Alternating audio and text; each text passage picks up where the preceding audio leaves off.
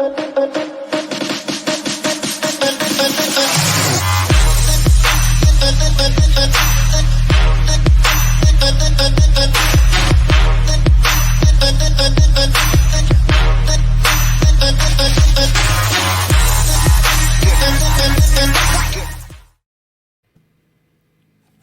everybody. I'm Selena Rezvani, and welcome to Women and Work Culture.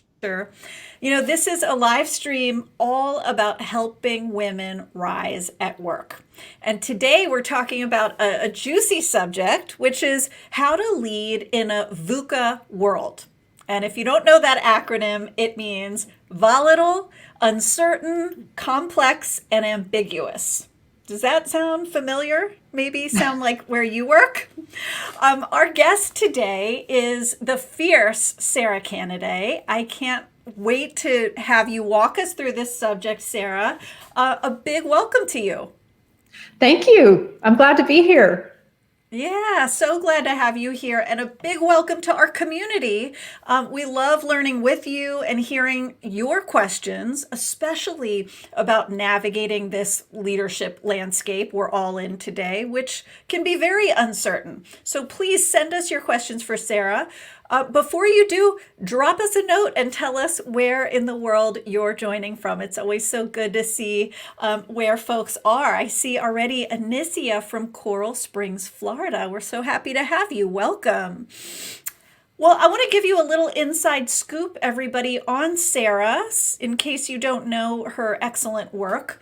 She is a keynote speaker, she is an author and an executive coach, and she focuses on subjects like leadership development, executive presence, and emotional intelligence. Talk about needs we have right now in the world. She authored the book with the coolest name, you have to hear this, You According to Them, uncovering the blind spots that impact your reputation and your career. Her work has been featured in publications like Forbes, Huffington Post, Psychology Today, and CNBC. And this is one of my favorite factoids about Sara. She lives by the same advice she gives her clients. Be honest with yourself, never stop finding ways to improve, and if all else fails, head to Starbucks for a double mocha latte with extra whipped cream. Hallelujah to that. I could use one of those right now. Yeah. We're so excited to hear from you today, Sara. And Edelvina, welcome from Scotch Plains, New Jersey. You're not too far away from me. I'm holding it down in Philadelphia. So, Sara, I want to jump right in and ask you a question. You've been at the forefront of really identifying, hey, classic old school management techniques are not going to work in this new world. They're not going to cut it. What do you think we really need to know about navigating this new environment we're in? Yeah, I think everybody knows, even prior to the pandemic, the business pace was already taking a serious toll on all of us. And, I talk to leaders every day who were telling me that they couldn't get traction using the same success principles and productivity principles that they had used in the past. Working longer hours, staying more tethered to their devices wasn't necessarily catching them up. So because of this unprecedented and uncertain environment, we need to try on new practices, quite frankly. And that's really, if you think about it, it's really counterintuitive. Because I don't know about you, but when things get chaotic, that's when I most want to cling to the things that work and that I've always done. I get safety from that. I get comfort from some of the old routines. So, it's harder to do, but it's an absolute necessary thing to do. Yeah, I think you're so right. And probably many of us can relate to the feeling of when, the environment around us is uncertain, we want to go in a turtle shell. We kind of don't want to stand out. We want to Right. play it safe, right? And Yes. that's easy to do. Will you give us an example, Sara, of one of these old management techniques that kind of doesn't cut it today? Yeah, I mean, the one that jumps out at me is the one that's hardest for me to defy, to counter, if you will, and that is our obsession with the bias for action. I grew up, my father spent some time in the military, not necessarily my youth time. He's an engineer by trade, but certainly that stemmed from, being in the military. That's how he raised me. Not only did I benefit from it, but I was rewarded for it when I was in corporate. This idea that, it's all about getting things done and taking action. And it worked quite well for me until it didn't. And I hear the same thing from other leaders. And that's because we are being barraged with data. We go from meeting to meeting. And in fact, I would submit that COVID, for some reason, we think that we shouldn't put any buffer time between our meetings. It used to be physically, we would have to put buffer time to get from one building to another if we were in a big company, or we would go off site for a meeting. Nowadays, we're putting them back to back. And so in one day, we are consuming so much information. And if we keep consuming and then acting, we're not necessarily letting that information marinate. We're not getting time to separate the signal from the noise. We are not allowing ourselves time to make connections that we didn't make because we were running from one meeting or data point to another. So I tell people that they need to resist the bias for action and purposely take strategic pauses. I actually call them mental time ins. And the reason I do that is because when people hear the word strategic pause, they often think about mindfulness. Now, don't get me wrong, I am a proponent of mindfulness, but that's not what this is about. This is about actually getting a lot done and the deeper stuff done when you're taking a strategic pause.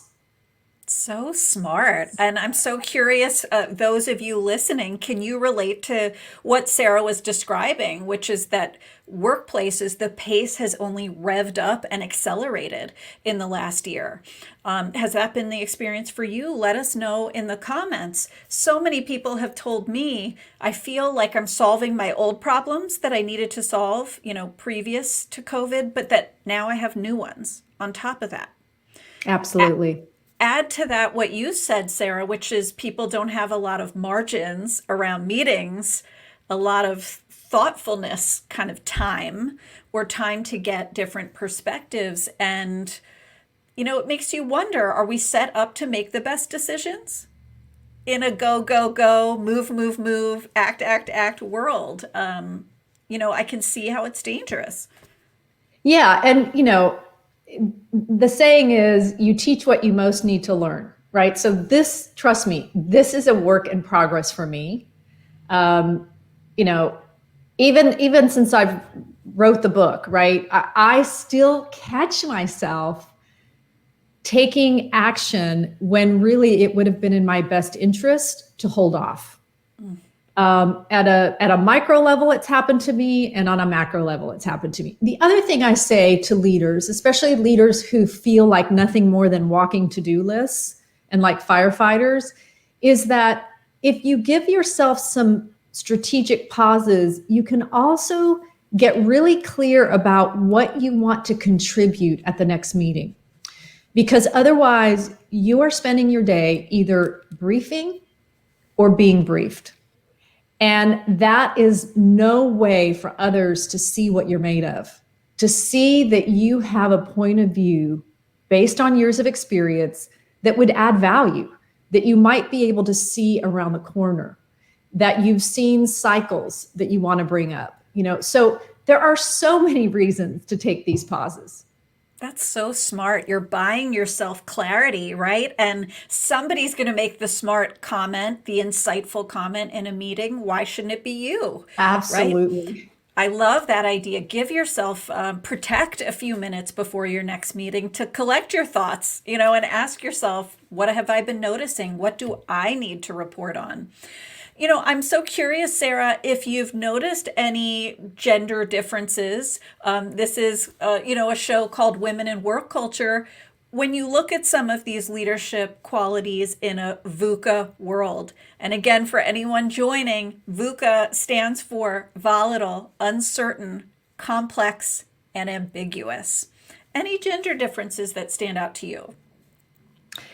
Yeah, I mean, I think there's a couple. One that occurs to me is that in order to thrive in this environment, you have to be willing to let go of some of the tightly wound plans. If you're methodical, if you're very scheduled, and this is me, I like to do things in advance. I like to be very organized, but I got to tell you, in this environment, you've got to be willing to experiment quickly, to fail fast, and to be okay with it. It's a lot about iteration. It's a lot about testing and then moving forward and pivoting. And I think both genders are good at this, but I think where the difference comes in is men tend to not take those micro failures personally. Whereas women may wear those on their sleeve a little heavier. And I don't know if it's because they feel they have more to prove. But that is just an example of one of the things that I think we've got to be able to do in this VUCA world. And that I've seen men do or adopt a little quicker than women. I can certainly relate to that, internalizing a fail or a mistake, and holding on to it sometimes. But I hear you loud and clear. There can be kind of an advantage and an edge you give yourself when you can get back up quickly and say, hey, that one didn't work. Let me try a different experiment, right? Just like scientists with hypothesis. Let me try another one. Yeah, and let me be clear, there's as many things that women do well. One in particular is when there is this chaos, what teams need from their leaders is constant communication, but they also need somebody who is a keen listener. And what I've seen, and I'll tell you, not just from the leaders that I work with, but personally in my life, I have two sisters who are leaders.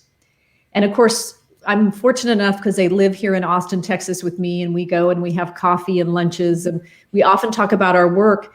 And let me tell you, I have seen the toll that 2020 has taken on both of my sisters from the perspective that they have done everything they can to be there for their teams, to lend a hand, to be supportive, to make sure that things are clear and that people are on board and they have the resources they need. I'm not saying that women necessarily do this better, but I think they're more inclined to always be in touch with the human side of this chaos. Mm-hmm. And like I said, I've seen firsthand women do this very well. Yeah, that's so excellent. And you can see why it's a needed strength. Anicia, relating to the experience of your sisters in many ways, saying, working from home, I thought it would be easier, but the productivity requirements have seemed to increase. Right? I think you're not alone in that, Anicia. Add to it, so many people have seemed to not take time off, not go on vacation. It can be very easy not to enforce boundaries on your workday, right? That's right. You see how that adds up. Absolutely. Yeah.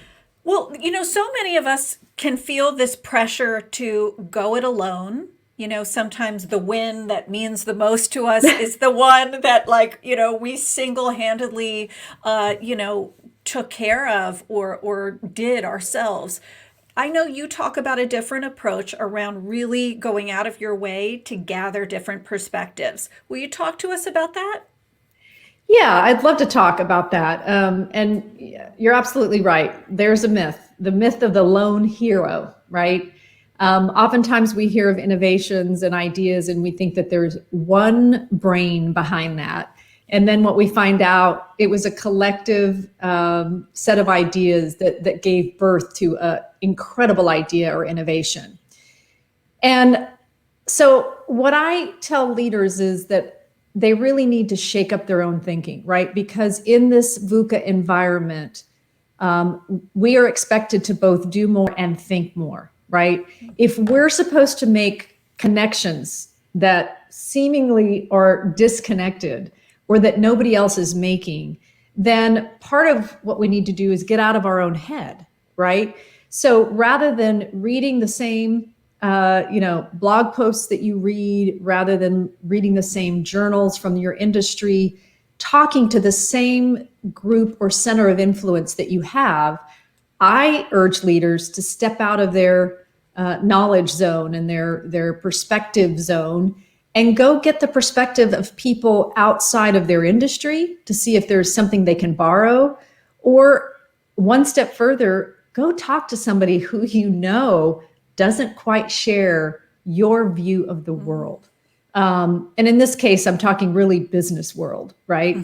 But those are the things that are going to expand the robust feedback that you get so that you can make bigger decisions, better decisions, and come up with more innovative solutions. I love that. The idea of kind of seeking out a motley crew, not Yeah. your go-tos that you always that you always consult and get ideas from, but really mixing it up. I love this question from Sanjeev, who's curious. Do you have any thoughts around how to motivate a team in this difficult pandemic time, in this VUCA environment we're navigating? Yeah, I mean that's a really hard thing to do because people are each under their own level of stress, right? They've got kids that are schooling from home, they're taking care of parents in some cases. Everybody has their own situation. But I think, what people need from leaders right now is not only to care for their well-being, but they need that person to be a positive spot. And I'm not talking Pollyanna, but I am saying that it is helpful to have whoever it is that's guiding your team be the person that can put things in perspective, right? Because most of us, what happens is we ruminate over things that are hard and difficult and it worries us. But a leader can kind of take what they know and assume to be some of these global worries and put perspective around it, right? They can also be transparent and share how they feel and how they're adapting to this new, not so new, but chaotic environment. And then the other thing I tell leaders too is try to take the awfulness out of the situation. So for example, if you're worried about your job and whether it's going to exist, or if you're worried about the team and whether some items are going to be pulled from, underneath the rug in terms of deliverables, if there's vulnerabilities, as a leader, you can do scenario planning with your team. In other words, put it on the table. Do a whiteboard on Zoom with your team and say, all right, let's talk about worst case. What would happen? How would we respond? Let's talk about best case. Now let's talk about somewhere in the middle, which is more likely to happen. And that way it is out on the table. There's not this awfulizing that goes on. That's not a word, I'm making it up, but it really puts things in front of people and they can process it as opposed to hold it in and having it sit there while they're, trying to get motivated to work. I love that. Sanjeev, what a great question. Thank you for posing it. And what a great response, Sarah. There's such a relief, isn't there, when a leader puts things on the table, as you said, Yes, and kind absolutely. of, faces down the fear and calls it what it is. I think those are moments that make leaders and that we Yes. all remember. So, don't run from it, right? Face it head Right. on. I think it makes a Absolutely. difference. You mentioned data earlier, Sarah, and there is kind of an obsession right now with data. In data we trust is a statement I've heard. You say there can be a danger in being too obsessed with it. Will you tell us what you mean by that? Absolutely, I do. And I've seen this just in the past. I mean, it's always existed, but I see it more because we are becoming more and more reliant on data. Again, don't get me wrong, because of data, we've been able to do some amazing things. But what I see happen is sometimes people are blinded by the numbers, so to speak, right? And they miss out on what behavioral scientists call soft intelligence, or it's also known as thick data, which simply is the human insights behind the data, right? And so I tell leaders, for example, watch for signs that you are sitting behind your desk and you are over relying on data. You need to be able to test the data. You need to know where it's coming from, how it was gathered, who presented it, and you need to be able to, more than anything, harvest the nuances behind the data. So if you think about Net Promoter Score, if you think about customer surveys, we are given a number, but we're not sure of what the intent was behind the number. Why was I given a 9 out of 10? Why was I given a 3 out of 10? It's not until we know those data points that we really can make better decisions. You've probably heard this often, where companies make decisions that they build a product based on what the customers tell them they want and need. Turns out, customers not even using the product in the way that they said they would, right? Yeah. And so this happens on a big scale. It happens in a small scale, even with your own team, right? Maybe you're doing surveys, culture surveys with your company, or smaller check-in type, check the pulse type surveys that you see a lot of HR companies coming out with their applications. But you need to be front and center with your employees. You need to be talking to them. You need to be hearing firsthand about their lived experience. That's what's key. I love that. There's almost always a story, right? Or a voice to the data. And I Absolutely. think it can be easy. One of the spaces I work in is diversity and inclusion. And sometimes when it's reduced to just this like mathematical exercise, Yes, I mean, of all areas, right? You really miss that human component. And it's not enough in that case to just look at the data. Like that's you right. said, what spurred that data collection? What were some of the qualitative pieces of data that came with, maybe the quantitative data? Right. Right. Really important context. And I love your counterpoint. That is counterintuitive today. It Um, is. you talk about a kind of risk of expertise. That's another counterintuitive point you raise. What do you mean by that? Why should we be watching for this experts know it all kind of mindset? Yeah, well, at its simplest, it's we aren't seeing things with fresh eyes. I mean, that's really at the heart of it. And it reminds me of the black belt in martial arts. And I am not somebody who studies martial arts or practices, rather. But I did study the belt, the different belts and what they signify. And what I learned is that when you reach the black belt level, it's really not signifying the end of your learning journey. It's not that you have mastered it to the point where you've earned a black belt. It's really about renewal and transformation at another level, right? You're ready to learn at a very high level. You're also ready to both teach and learn.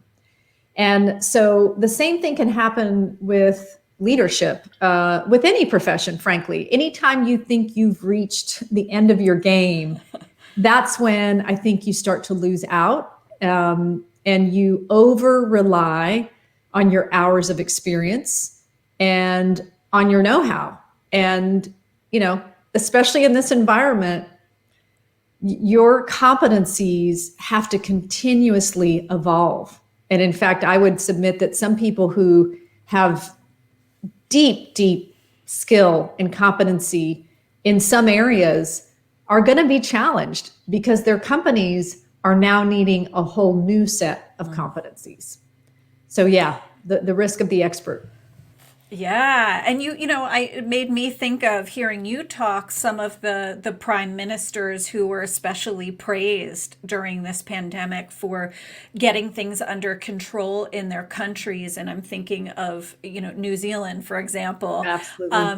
And it seems like there was a beginner's mindset kind of approach, which is this is new. This is something where I want to consult many experts who are very much on the front lines of it. We're not going to make assumptions or just use the expertise we have. We're going to go out and really scour the people who know it best. Yeah, and I think there's an aspect of inspiration and motivation for leaders who are burnt out, right? I mean, to some degree, I think having a beginner's mind offers a fresh new way to look at things, and so it can bring potentially it can bring sort of a newness to your role that you otherwise just weren't getting because you're infusing it with some new things, new perspectives. I love that. This is incredibly inspiring. If any of you have a last question for Sara, now's the time to get that in. I love a great analogy, and you talk about this need for all of us to prune back a little bit. I'm not much of a green thumb, but I aspire to be. Tell us what you mean, Sara. Yeah, it's the prune to grow logic. And essentially, what that means is you have to become a take no prisoner or have a take no prisoner attitude about what gets your time and attention in order to keep up with this pace. So oftentimes, I'll tell people they need to make a stop doing list. Literally sit down and figure out, how am I spending my time? What am I doing? And what deserves my time and attention? Do I go to this meeting every week because it's always been on my calendar and I feel obligated? Am I really getting anything out? It doesn't mean that the meeting is bad. It could be a very good meeting, but if it doesn't directly relate to what you're trying to accomplish with your team, then you don't need to be there. Yeah. If you have this fear of missing out, some people go to meetings just in case something's mentioned. Again, is that allowing you to have the space and time to work on things that are going to move you and your team forward? Are you writing reports that nobody else is even reading anymore? I mean, you would be surprised because I get the resistance. Sara, that sounds like a great idea, but I'm given tasks to do by my boss. But I will push back and say, all right, let's take a look at your to-do list and your calendar. And then we suddenly find things that really, if we dug deep, don't need your personal time and attention. So yes. What a great prompt. So let's all take that to heart. If you haven't recently, take a moment and challenge and question a little bit what you're working on, what's filling your calendar, and ask Sara's great questions. Is it really me that's needed at that meeting? Is it really critical I do X task? Awesome. And thank you, Edelvina, for your comment as well. I want to ask you one more question. We have a tradition here of our guests giving us a parting truth bomb, something you really want us to remember. What is that for you about getting this VUCA leadership thing right? Selena, I'm just going to reconnect to what I said early on, which is in the haste of today's just always on do more world, we are going to be tempted to hold tight to our habits and our routines. And what I'm going to say to people is this is never a better time to try on new practices. And those practices are going to help us take back what gets our time and attention. And more importantly, I think those practices are going to help us ignite fires, not just put them out, and bring more meaning back to our roles as leaders. That's awesome and inspiring. Thank you so much, Sara, for this awesome kind of inspiration, but also so much of the practical advice you've provided to all of us today. I know I've taken away this idea that what got you here won't get you there. That's right. You know, that it's so important to keep investing in yourself, right? That's the best ROI you're ever going to get. I hope all of you will follow Sara here on LinkedIn. She posts so many fascinating things. You can keep up with her wonderful LinkedIn learning courses.